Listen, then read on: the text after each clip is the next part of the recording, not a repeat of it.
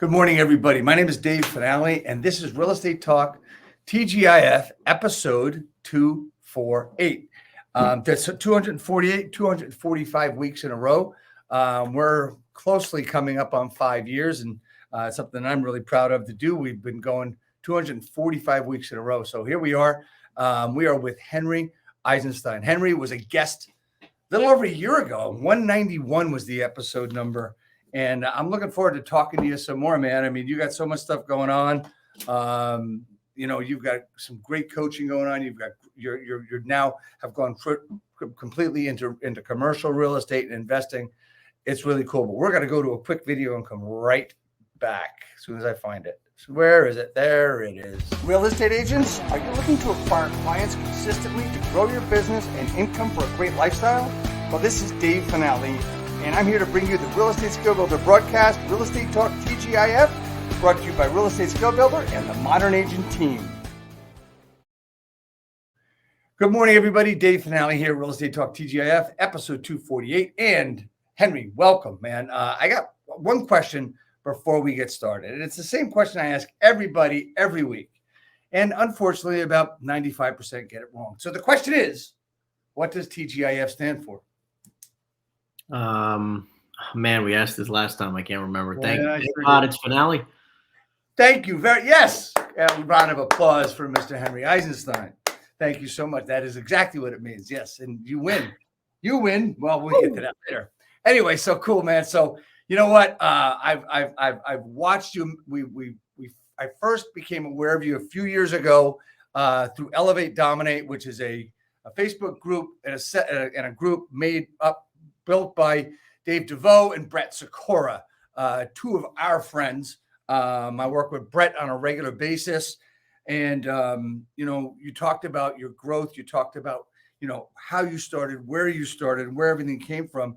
So really quickly, not really quickly, as long as you want. Talk about your journey.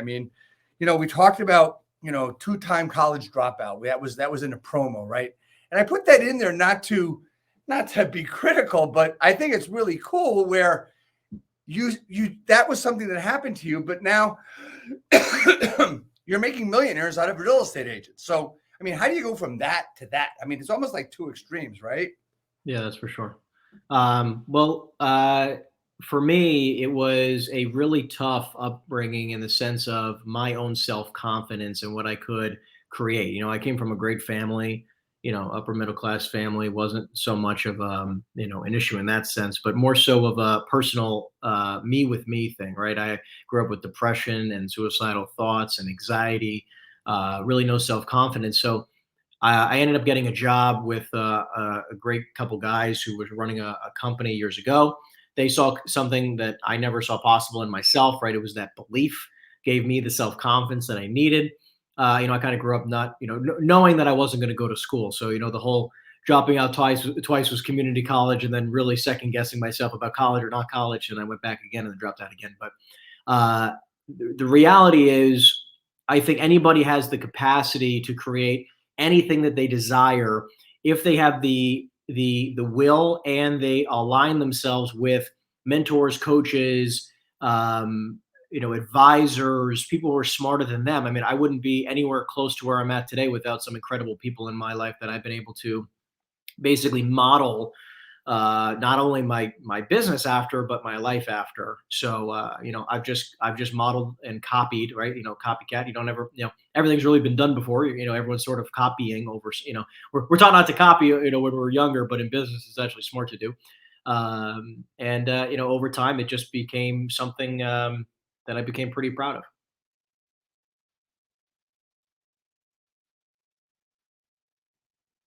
I don't know if there's any other aspect. There I am back. Sorry about that. So, all right. So you had to work hard. You had to grow. You had to do a lot of different things. And what was your first year in business like? What was that like? And how did it start you building to where you are now? So I quit my corporate job before I was even licensed. I got, when I was getting into the real estate world, I knew I needed a mentor day one. So I did as much searching as about 3 phone calls. And I made those few phone calls to a few family friends, and I was like, hey, I need to know who a real estate agent is, so I can essentially work with them and be mentored by them. Interviewed one of them and just ended up working with them. Right, I didn't really have the criteria that I wish I did, but long story short, she was focused on the foreclosure business. She worked for a number of banks, and what ended up transpiring was I was basically her assistant for the first year. Wasn't really paid anything. Didn't close my first deal for 11 months, but essentially got in the business after watching $1 Million Listing in New York, and then ended up evicting people from their homes. So that was that. My first year was a little bit contradictory of what I thought this business would be like, for sure. I think I ended up making like 29 grand or something like that my first year, and that was in the 11th and 12th month in the business. So it took you 10 months to do anything. You didn't do shit in the first 10 months. That's right. So do you think that should be typical of a lot of agents starting out, Henry? So what I think is fascinating is that I think the first year is so deeply connected to a few key things: the network you walk in with, and your level of business acumen when you walk into it, and the level in which you prospect day one. Like I think that can at least depict how quickly you will earn money, but more so your first year is a coin flip, because it's not. Yeah, if you have a huge network, you could probably close more business year one, but it's not just about year one. It's about building that consistent volume over the years, because it's a compound effect over time. So, for someone like myself, when I got in the business at 20, it was, I didn't really have a network of people buying. Right. So, Exactly. Right. Yeah. So your network, okay. So that's one of the three things: the network you walk in with, right? So you were 20 years old and you come into the business. How did you work a network, or you didn't have one, or did you build one? Yeah. So, like I stated, I didn't really make any money the first year, and that was because I didn't prospect. I didn't have a network, and the level of prospecting didn't even start until about month 9. So, I made some very fatal mistakes that truly caused me to have the results I did. So do you think? But again, I think it's. Sorry about this loss. Do you think that the fatal There you go. mistakes that you made had something to do with attitude? So I think that it came from my mentor, right? She was not a huge prospecting agent, so she obviously wouldn't advise me to prospect, right? So she worked for the banks. She had hundreds of transactions a year handed to her. Right. A very different business model. Right. And she was basically an asset manager for the most part. And again, I didn't know what that was. I'm walking in real estate blind at 20. Sure. Just like blindly following. And so I didn't have a network. Hurt me, because again, I was 20 years old. And again, most again, the younger individuals who come into this business, you're not going to have a network, right? Like your level of network on a scale of 1 to 10 is probably going to be somewhere between a 1 and a 3. So it's like that is going to be something you're going to have to truly realize that, like, that is going to be a major hindrance. Like, it will cause you not to sell a lot of real estate year one, and focusing on that is going to be important. But the other two things, which is how fast you prospect, Right. and your business acumen, will help more. Right. I mean, that was the only leverage I could have had. So in year 2, things kind of picked up pretty heavily. So one of the most important things that we do with our group and our team is that we have prospecting every day, and we're prospecting. We have a set schedule of some role play, appointment setting, and also some social media engagement, which is completely different than anybody's doing. But the thing that we try to get agents to do from day one is to prospect daily. Yep. What's the difference, Henry, between prospecting daily and prospecting every now and then? I mean, it's truly the compound effect, right? I mean, it's just like the Yes. difference of, doubling every day, right? Compounding on a daily basis, right? The old adage of, like, what's more valuable, $1 million today or a penny that doubles every day for 30 days straight? A lot of people don't, if you literally Google the compounding interest, and you look at it as, if you could compound every day versus compounding weekly or compounding monthly, the difference is enormous. Yes. And, not just the amount of leads you're going to generate. It's not just the confidence you're going to build. It's not just your sales ability, your conversion ability. It's everything stacked. And that's like a tenfold swing over time. So that is so true. I mean, I turned around because I was looking for the book, The Compound Effect by Darren Hardy. I was just turning around looking for that book. And that goes along also with another great book called Fanatical Prospecting by Jeb Blunt. So, those two books I throw out there, but it's so important. And the compound effect, another word for that is to build momentum through doing stuff every day. And people say, well, I didn't get an appointment today, or I didn't get a listing today, or I didn't get a listing this week. It has a lot to do with patience. How do you instill that? How does one build that patience? How does one build the attitude to keep going when they don't think anything's happening? Yeah, I think we are often misguided because of social media. And a lot of us, when you just start specifically, talking to the rookies or people who are out there who are struggling in the world of cold calling, I think it's getting very clear with some very simple mindset shifts around goal setting on a daily, weekly, monthly, quarterly basis. And it's understanding that at the very beginning of your career, you might just be going for 50 no's a day, 10 no's a day, 20 no's a day. And then once you get over that hump of rejection and feeling that, then the goal post moves, and we need to be constantly moving that goalpost, right? And what ends up happening is that eventually from that, just getting 10, 20, 50 no's a day, you'll move that goalpost to getting minimum a lead a day, minimum 2 leads a day, then minimum 5 leads a day. Then you'll move the goalpost again and it'll become 1 appointment a day. Then you'll move the goalpost again and it'll be 2, 3 appointments a day. Then it'll be 1 contract a day. You need to continuously move that goalpost. And it's okay if at the beginning of your career, as an example, if you just do the daily activity, right? Where obviously that's a goal, that's a result. Now the piece that's missing, because everyone talks about the goal setting, but the piece that's missing is the activity setting, right? And the activity execution. So it's like, okay, well, what drives 1 appointment a day? Well, based on my conversion ratios and my numbers, that looks like, 200 dials a day and 30 conversations on average equates to 1 appointment. And if you don't get that 1 appointment, then guess what? As long as you did the 30 conversations plus, you still did what you were supposed to do today. And the law of averages will always work in your favor. However, in this economy that we're in right now, that law of average might shift drastically. You might have to do 60 conversations to get that 1 transaction. You might have to do 90 conversations to get the one appointment, right? So it's just understanding your numbers on the execution basis rather than the goal basis. There's a lot of team leaders out there, successful team leaders. And when I say successful, I mean a team that's profitable, not a team that's just doing a lot of business. Profitability means everything to teams, and there's not a lot of great teams out there that are profitable. Let's face it. But one of the things the profitable team says, if you don't count your numbers, you're not in a business. If you don't track your numbers, you're not in business. You're basically in a hobby. And it's hard to understand that. But for a lot of new agents, knowing what their numbers are, how many dials they're getting, how many contacts they're making, and how many appointments they're getting is so important. It's going to take 90 days to really look at those numbers to see like how many dials does it take to get an appointment? How many dials does it take ultimately to get a listing, right? So, one of the things we've been able to do is we've been able to average an appointment a day for agents in what we're doing on a daily basis.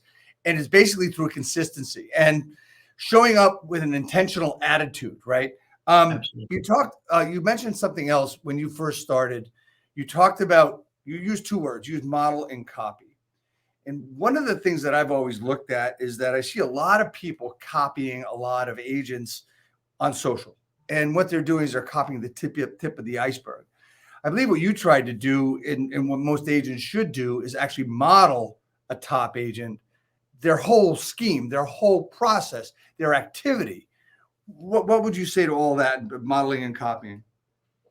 Yeah, so I've been watching a lot of content recently around scalability and moving to the next level. And I feel like it's very common for people to watch content from people who make $1 million a year and then they try to model the everyday activities of $1 million agent when they're not the same as somebody who's making 50 or 60 or 100 or 150,000. And Right. that's what you actually should be doing. It's like, what did that person do when I was there, right? When you were at that point.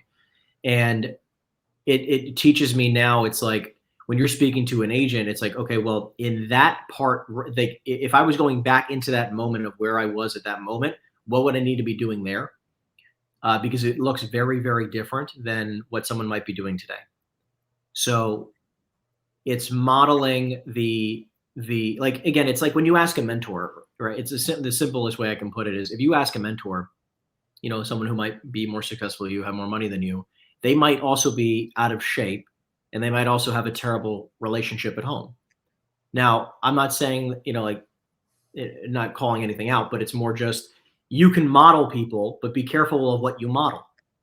Yeah. Right. So it's just being very cognizant of like what pieces of advice you actually should be taking and then implementing, versus just hearing and you know, and just letting it go, because that's not where you are right now.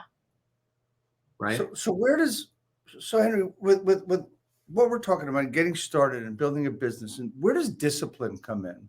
Where does that come in? Is that an everyday thing? Is that just something that you hear about? Talk to me about your discipline, if you had to change anything. Sure.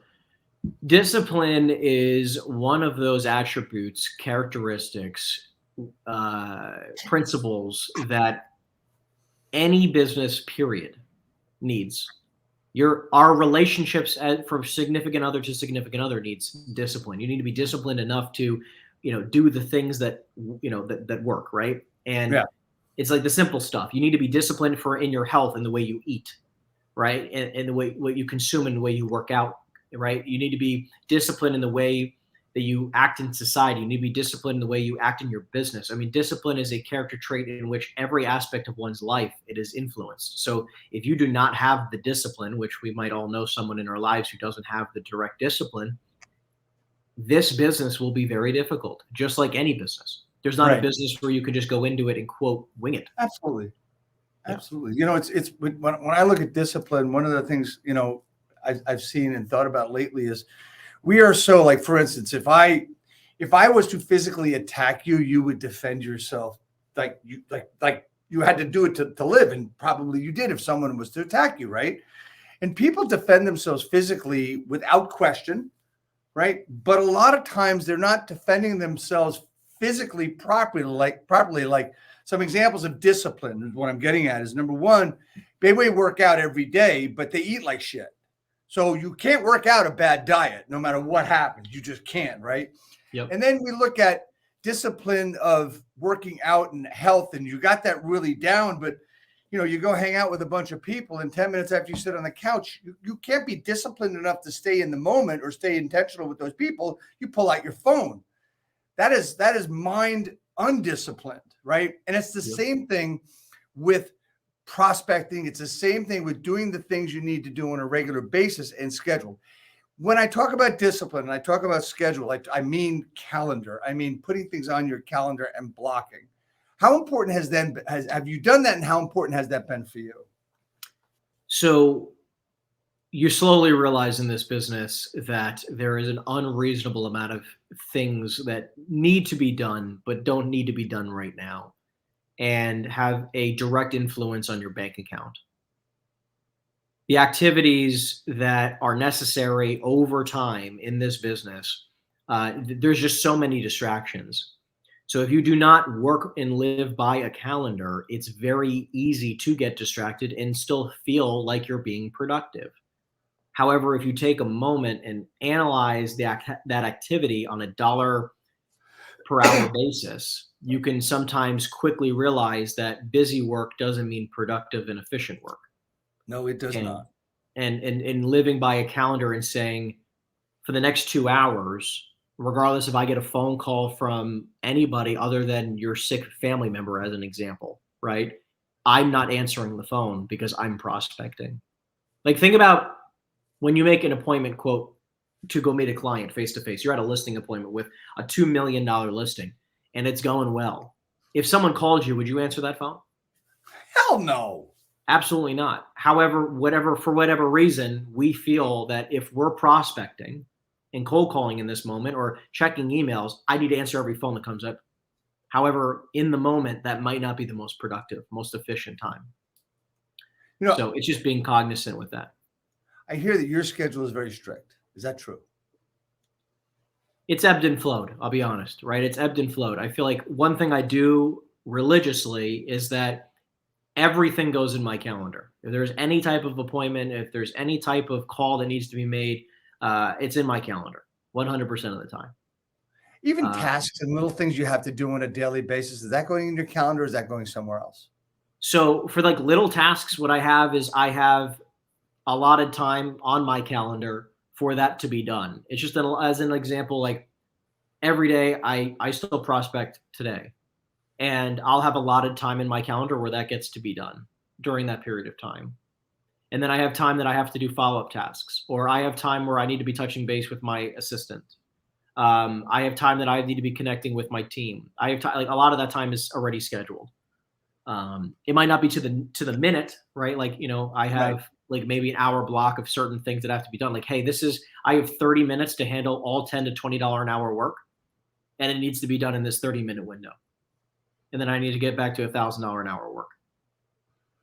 Excellent stuff. Excellent stuff. So, it's amazing. You say there's a lot of things. The amount of work is unreasonable amount, but it doesn't all have to be done right away. And that's what you've got the schedule for and got the calendar for.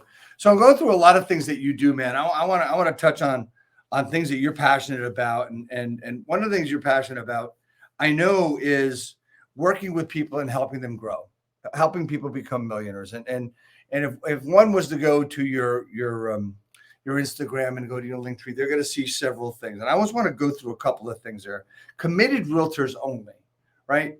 One of the things that I look at in my past is one of the reasons that I moved away from my brokerage was that I could not handle working with people that weren't committed and didn't want to really work. They wanted to be that hobbyist, right? I don't want to work with hobbyists. Talk to me about what committed realtors only means to you. So committed realtors only, that specifically is around scheduling a call for our coaching program. And to me, a committed agent, as an example, I think is everyone can talk the talk. It's hard to walk the walk sometimes. So, a lot of realtors will walk in and say, yeah, I'm ready to prospect. Yeah, I'm ready to, do whatever it takes. And then, you give them a shot. And then 30 days later, they've made 300 calls and had 26 conversations in 30 days. And they blame the fact that the economy is a little crap, and then I have other people who walk in the door and in their first month, they'll have a 4,500 dial month. They'll set 4 appointments in their first month. They'll generate X amount of, 80 leads. There's just a very simple way of seeing it for people who actually will do whatever it takes versus say whatever it takes. Is there an attitude adjustment, something that you can get people to do? Or when you're coaching agents, and you're going to coach two different kinds of agents, I would imagine, those that are not disciplined and committed and are committed. I'm sure you've worked with agents that were not as committed as you would want. Is there a methodology that you've used to turn that page on them so that they can be committed? Or is it just some people are, some people aren't? So what I've found is, unless someone is put under extreme pressure for someone who might not be committed, it is rare that outside of that scenario, they will all of a sudden just be committed.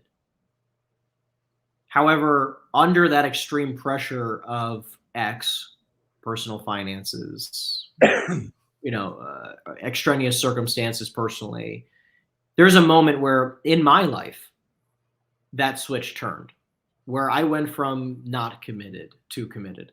And it took a while for me. I mean, again, it happened very early on in my life, thankfully. But I still went through the same phase. I mean, I understand what it's like to not be committed. I've felt not committed in my health. I've been not committed in aspects of my life, even recently. And I just try to catch myself as fast as I can. And sometimes, again, it's not easy. And it's No. the consistency of not only doing the daily and having that discipline of doing it consistently, but it's also having the discipline to be self-aware enough to say, hey, am I actually doing the activities that show that I am committed?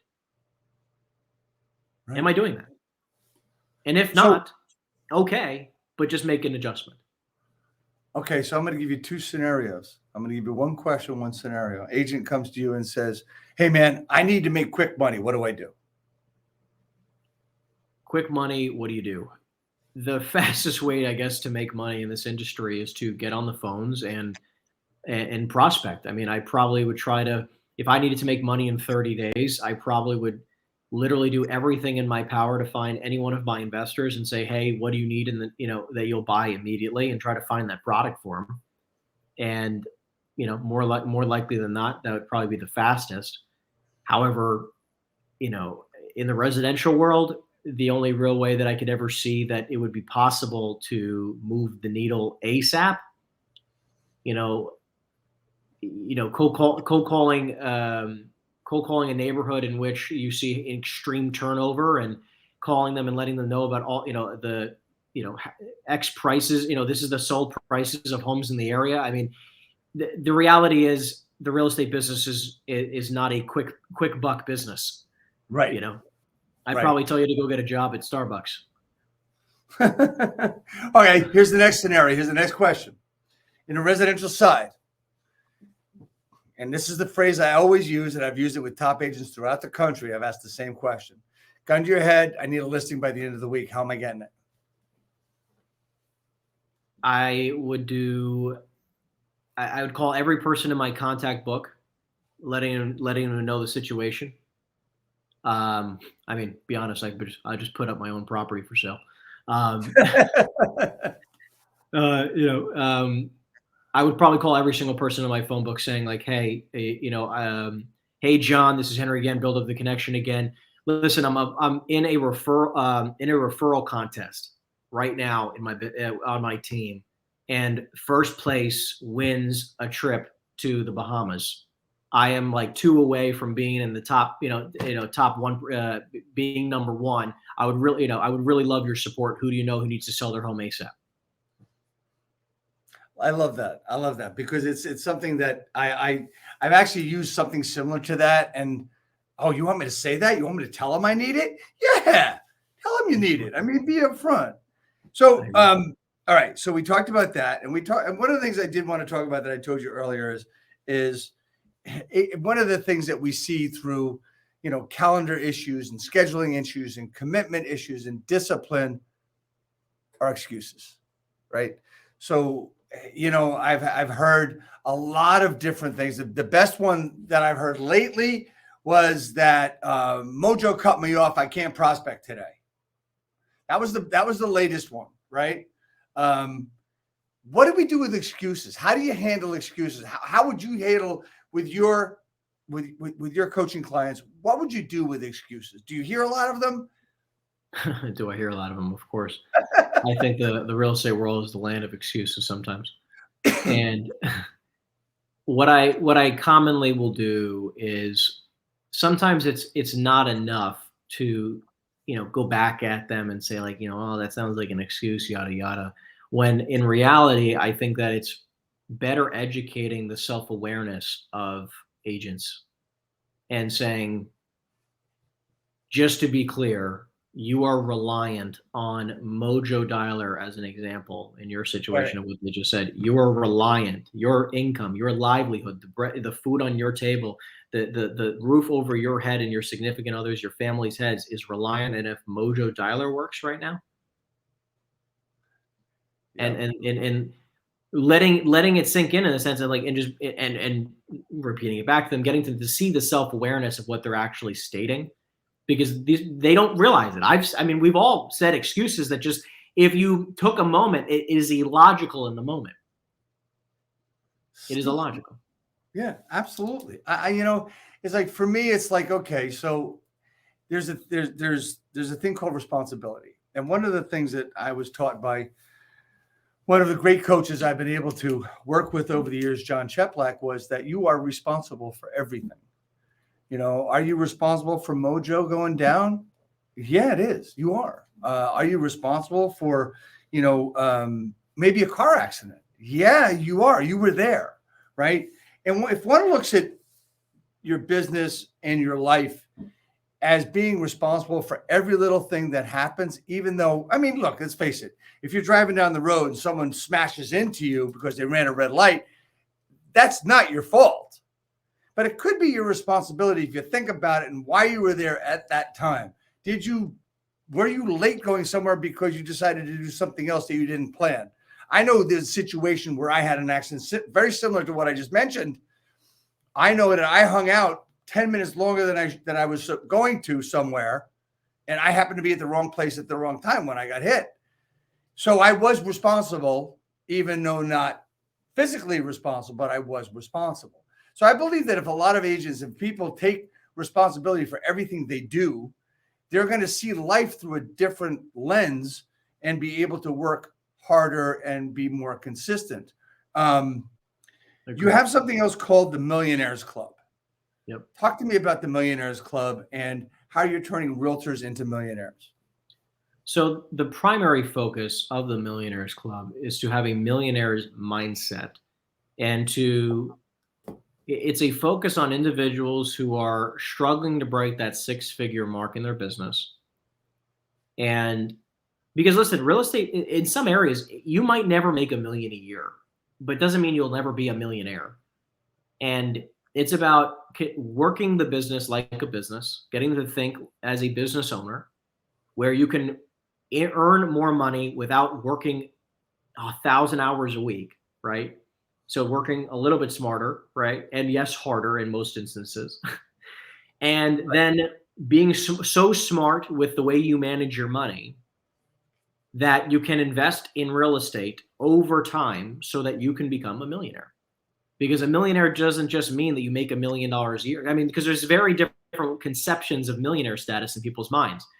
$1 million in net worth, based on equity and property. $1 million a year in income, $1 million in gross income, in net income, and cash in the bank, and per like there's so many different viewpoints on what people think a millionaire is. Right. And it starts with some simple fundamentals, which is what I try to focus on. So if you talk about mindset, so someone comes in and with a mindset based of excuses and wanting to do it, but always has something to say that they can't do it. Yeah. Do you have a certain methodology where you would try to turn that, or just by asking different questions? Yeah. So ideally, the first shift I try to instill in individuals is the thought around goals. Because what do you think is the most common goal a realtor says year one? I want to make $100,000, or I want to make $1 million. Exactly. I want to make six figures. That's the verbatim, the most common thing people say. Right. And what I try to explain to people, regardless if it's year 1 or year 8, if you're shooting for $100,000, and let's just say you've done all the right things and you've broken down the metrics and you say, I make X amount of calls and do all X amount of whatever, I'll make $100,000. The challenge is, what commonly happens is that we fall short of our goals. Guilty of it. However, what I've learned from people like Grant Cardone and other people is shoot for 10x your goal. Okay, shoot for 10x your goal and do the activities necessary to achieve that 10x version of your goal. And it will be near impossible to not hit your goal that you had originally. If you want $100,000, map the numbers to make $1 million a year on an activity scale, and then do that on a daily, weekly, monthly, quarterly basis for an entire year. And I will be blown away, and I have not yet seen it, where you will not at least make what you were setting out to make originally. If you actually did that on a daily basis and you were that consistent with it. The way I look at that is if you say, I want to make $100,000 and then you 10X's, that's $1 million, right? If you did $250,000, boy, you failed really well. You failed really well. I feel terrible. Yeah, what's that? I feel terrible for you. Exactly. So, all right. So let's look at new agents. Let's look at stuck agents. Let's look at agents that want to scale. What's the difference? Is there a difference between new agents and stuck agents, first of all? So, okay, let's break this down. A new agent might not know what to do. A stuck agent knows what to do and isn't doing it. And a agent who wants to scale sometimes thinks there is a there is something different that needs to be done in order to go to the next point, when in reality it might just be more of X that they're already Yeah. doing and they're just not doing enough. Like, commonly, and which I'm sure you hear all the time as well, is, I have people who are just like, I'm stuck in my business, that stuck agent. As an example, I can't get past 60 grand a year, I'm not getting the listing appointments I want. I'm like, okay, how many calls you're making? They're like, I don't know, about 20 a day. 20 dials a day. And I'm like, Right. My average agent makes, at least 200 to 300 a day. And it's like, it's near impossible when you have that amount of opportunity, that level of opportunity compounded over time. It's impossible to have that kind. You can't feel stuck. Yeah, the first thing that tips you off is when they say, "How many calls do you make a day?" I don't know. When they say I don't know, that's the first move they need to make to get off of stuck and to get off of agents. New agents, really, they don't know what to do, and it's they don't know what they don't know what they don't know. They know what they don't know. They know what they know, and they don't know what they know. Yep. We want to be able to get past second stage there to be able to really move. And the only difference between a stuck agent, a new agent, and one that wants to scale is just doing more. And that's, as you said, right? And that could be leveraging others to do, as you said, that $10 to $20 an hour per hour work. How does that work? Is it typically leverage, or is it typically just working more? Okay, so I have broken down something from a guy named Jay Abraham, which explains the 3 principles of growing a business, and it's a very simplistic it's a very simplistic principles. So Jay Abraham talks about, to scale any business, you can either sell more of the same product, right? Right, so larger volume, right? And which I'll relate it to real estate as an example. Selling more transactions, which is what the most common notion in real estate is. Oh, I got to sell more real estate. Okay. The second thing he talks about is having a higher unit of sale, which is, in real estate, higher price points. Okay. And then the third thing he says is having a higher repurchase rate, which is talking about selling the same amount of clients, just more times. So which in reality for real estate is also stating having more transactions, but just doing more transactions with the same people. Okay. Right. But I've broken it down into, again, I'll break it down at my similarities. Number one, I always like to focus on with realtors, outside of selling more real estate. If you wanted to make more money every year, but you never could sell more real estate, there's only 2 ways to do it, as an example. Okay. You either sell more expensive property, which is one of the things I like to focus on. So whatever their price point is currently, I try to help them focus on doing at least a double in the next 12 months, having an average price point of nearly 100% double, like a complete double from where they are today. So double their price point. The second thing I like to focus on is enhancing their compensation on each deal. So in residential, as an example, there's only 2 ways to do it. Either you get, when you list properties, you have to control how much money you're taking in, but also they might be at the wrong brokerage, which is them only being compensated at 50% or so. And that really inhibits growth. But if you can blend the 2 of them, it's a multiplier effect, not an addition. So if you can have, instead of 2%, call it an agent who sells $5 million, 10 homes at $500,000 at 2%, that's 100 grand. Okay. But if you did a complete double, right? So now you're doing $10 million in sales. You're doing $1 million a year. Same 10 homes. You didn't change anything. Same 10 houses. Now they're $1 million a year. Okay. That's $10 million of volume. And instead of a 2% average, you can do let's just say 2.5%, not a drastic shift, but 2.5% on $10 million, right? That puts you at 250 grand. So it's $150,000 more, 150% more, right? And you really didn't do much different things, right? And then that didn't even include if hypothetically, let's just say you sold 12 homes instead of 10 at 500,000 at 2%, you did 12 at $1 million at 2.5%. Now you're at 12 million at 2.5%, puts you at, 300,000 or so. It's like, so it's a multiplier effect with ease. It's not stressing, like where, oh, you got to work 100 hours a week because now you have to sell from 10 homes. Think about it. You would have to do double the production or 2.5 times the production at the same price point. Right. Right. So that's why I flipped into commercial, because I want to sell the philosophy, sell the least amount of properties and make more money. Right. So that's essentially why I focused on commercial real estate for a moment, which is how do I get my average commission check so high that if I only did one deal a month, I'm still making $2 to $3 million a year. And that's what I focus on. So you change over to commercial because of the different price point and the amount of work you have to do. Well, mindset also, I love working with investors. My family owns a lot of commercial real estate. I love the industry more than I do the residential side. But yeah, the other type of it is like, I'm also a man of my word. If I'm telling you to increase your price points, I'm showing you what I'm doing to increase my price points. Right. And I'm also increased my percentage commission because I nearly double end just about every deal I do. So I'm getting between 4 and 6% on every deal instead of 2. That is huge, right? So moving along with how you grew your business from start to where you are today. And someone says, well, you know what, man, I would love to do what you did and how you do it, but I don't know where to start. So the question I'm going to ask you at the compound is going to really to put everything together that we've talked about today is new agent comes into business. What should be their process month 1 to month 6? Get on the phone as fast as you possibly can. Immediately, day 1. Screw up, fail over and over and over again. Just get a bunch of notes at the very beginning and get as proficient as you possibly can, as fast as you can on the phones. Second thing to do, as often as you possibly can, legitimately every day if you can, right? I'd spend 80% of my time on the phones, and then the remaining 20% of every single day, I would spend it networking. I would care less. I wouldn't care at all about business cards. I haven't handed out a business card in 3 years, right? I wouldn't care about my website. I wouldn't care about so much about social media. I wouldn't care about it at all. None of that matters. I would just be on the phone 80% of my day, and the remaining 20% I'd be networking, and I would watch every dollar I spend on everything.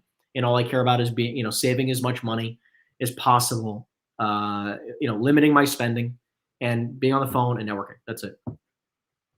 So that is the simple step-by-step methodology to start a business. And that makes so much sense. So, you know what, we've been going through a lot of different things. We talked about getting started in a business. We talked about, I love the 3 things you said to get started: the network you walk in with, your business acumen, and prospect from day 1. Business is the business acumen that important to have at the beginning, or is it something you can grow into? Because let's face it, I always say, Henry, to be honest, I say, I don't care what you know, but if you have the passion to know it and you've got desire, that will work well. Yeah. So not that I want to rephrase it, but in my mind, when I say business acumen, it's the sociability factor. Okay. And being able to be like a chameleon in certain circumstances, being able to communicate at a high level, because there's several, like even myself, which, a lot of people are like, what do you mean you were shy? Right. I was a shy kid when I was younger, and having, the people who call themselves introverts, which in reality, I don't believe in the introvert or extroverted, type of mentalities. Just because it depends on your circumstances and your environment, right? You can be extroverted in different environments, even if you feel introverted in others, right? So, I feel like if in business acumen, I specifically mean, when we're talking about phone sales, you having the ability to have a high level of communication ability, right? You being able to, manage your money well, you being able to to make somewhat intelligent business decisions of, do I need to spend money here, or how much do I invest in this relationship versus this relationship? That's what I mean by business acumen. And of course, yes, I believe that you can learn it. Of course, like again, 2-time college dropout. I knew nothing walking into this business, even though I had a decent management background. I don't want to say nothing, okay, but I had decent stuff. But again, I'm 20 years old, right? So it's like, in relativity, it was nothing. I still had to spend, I've spent hundreds of thousands of dollars on courses, conferences, seminars, you name it, investing in myself so I can have a different level of understanding. And you went to find, when you started, you went and searched out a mentor. People look for different things. And one of the things that I've heard A lot of the top coaches and all of the coaches, including Bill Pipe, say you need to be coachable, right? You need to be coachable. You need to find someone to coach with. And I know that there's, you and me work in that industry as well as in real estate, and there's tons of us out there now where everybody has something that they want to do. I mean, one of the things that you do is you do it from a strength of experience and having been there and knowing where you failed. I do it from a point of being that broker owner as well as an agent over the years and being in it day to day, being that sideline coach on a daily basis for agents. Okay, so you know what? This has been a really great way to put forward and help agents grow their business from start to finish. Is there something that we're missing that we didn't talk about today that any agent should know? This business, I say this all the time on my coaching calls. This business is very simple and we overcomplicate it. It's incredibly simple. You do the fundamentals consistently over time. I mean, I haven't exactly super changed the way, quote, I do business in almost 10 years, right? I've been in the business almost a decade now. And, it's still the same. It's the same. And it probably will not change for quite some time, regardless of technology. It is fairly similar. Generate leads, convert the leads, build relationships, and manage your money well. And, stick to that understanding and don't make it complicated. Do you think the message from coaches has changed over the past number of years, 10, 15 years? So the one challenge I have with coaching in general, whether it's me or anybody else, is that I feel like everyone teaches from their own philosophies. Right. And not all of it is still relevant today. And not all of it will continuously work forever, right? I mean, but we're all talking about the same thing. Every coach says you have to lead generate, you have to convert, you're converting the lead and then you have to build relationships. But someone says, well, you have to do Facebook ads versus cold calling. Or someone says that you have to do open houses versus Facebook ads. And then another person says you have to do it this way versus this way, mailers versus, you know what I mean? Like, we're all trying to achieve the same result and we all got there differently. In my mind, I don't care how you do it. I'm just trying to educate you on the fundamentals. So, it's this, I've made $100,000 selling real estate. I'm now going to coach people on how to make money in real estate. I think I would just be cautious of the fact of like, who are you actually taking this advice from? Because if you're listening to someone who's made $100,000 maybe one time, or even if it's consistently, they've made $100,000 a year for the last 10 years, just understand they're not going to be able to tell you how to make 100. They can't show you how to make, like, it's very hard for someone to make $100,000 and show you how to make $100,000, just because most likely you're not going to supersede your mentor. Right. So it's just like, you need to learn from somebody who's made $1 million because they can easily show you how to make 100, right? That's sort of my mentality. I'm not even trying to say to someone that I could educate you on how to make millions and millions and millions a year. I've not done that, nor I can show you how to go from 50 to a few hundred a year consistently. I can show you how to save money and be consistent with how you manage it so that you can buy real estate and have a net worth of, of $1 million plus, right? That I can show you. I don't do open houses. I'm not going to educate you that way. I don't do mailers. I'm not going to say that, right? I do a lot of cold calling. My team has always been a huge cold call, and I've been all about it for my entire career, and I can support you with, right? So one of the things that's really important that you said is, I don't care how you lead generate, just so you lead generate. That's basically what I got out of that, right? And that has been tried and true forever, right? When I first got in the business many, many years ago, it was 5 decades ago. I learned from a guy who was, he was a janitor for Johnson & Johnson, and he knew hundreds of people. And that's how he did his business. And that's how he grew his business. And that's how he went from, making like $20,000 a year to making hundreds of thousands of dollars a year. Right. And it is just keep doing that. I also have learned and remember that everything that I said 10 years ago that worked still works today. You might change your language a little bit. Well, no, that's probably from 30 years ago. But I do know one thing. I do know that the methodology is always going to be the same. I'm sorry, the process is always going to be the same. What I mean by that is you need to lead generate, you need to prospect. And you said it yourself, and others have said it too, prospecting from day one. So a question I might have for a new agent, if you've been in 30 days or 300 days, How many days have you prospected since you got your license? That's the most important thing. But I see brokerages, I see managers, I see, okay, well, let's going to do this. We're going to teach you how to do the form, or we're going to teach you all this shit. I'm sorry. I'll teach you how to do the form when you get a deal. That's when you need to know how to do it. Because if I teach you today, in 3 months, when you finally get a deal, I got to teach you again. 100%. So some of my agents don't even know how to write contracts because my assistant does it. And you know what? I don't care if you know how to write a contract. I got a simple video. You know how to write a contract? I'll send you the video. Reach out to me. Funny, we're in a state right now. We're in New Jersey, right? New Jersey is very commonly we use attorneys a lot, right? Yeah.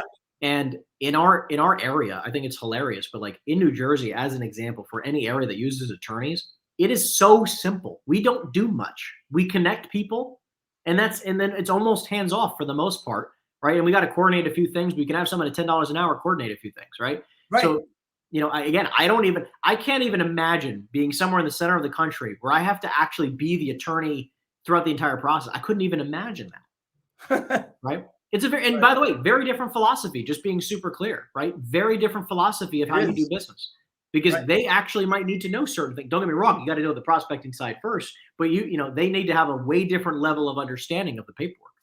Absolutely. Hey man, I want to thank you so much for being on the broadcast today, number 248. I know 191, 248. And I have two simple things left. Thank you so much again. One question and then one thing. The question is, how do I help you, Henry, grow your business? How can you support me? Listen, man, I appreciate doing podcasts like this. I love that you're giving back to the community. The realtor community needs more people like you who go out of your way to do good and really support people trying to get into this industry. So just keep doing what you're doing, man. Thanks so much. I appreciate that. And when you were on the last time, you did get a hat. Second time, you get a little bit different hat. Here's the hat. It's red. The other one was black. I hope you enjoy it. We'll be sending it out to you. Hey, man. Number 2. I want to thank you so much for being on today. It was great. Next week, ladies and gentlemen, we have the one and only Amy Turow coming on. She is president of Curated Learning at Curated Learning. She is a wonderful woman, been around years and knows her stuff. So she's going to be on next week, Friday, which is going to be St. Patrick's Day. So I'm looking forward to that. If you need to reach out, you can reach out to Henry at Henry Eisenstein on Instagram. His phone number is right there. His website is right there. We're going to let that roll for a minute. And Henry, thanks again. Just stay on for 1 minute. We'll let these numbers roll here. Thanks again. And everybody, we'll see you next week. And we're just going to have a blast this week and next. And we can't wait to see you next week. Thank you so much.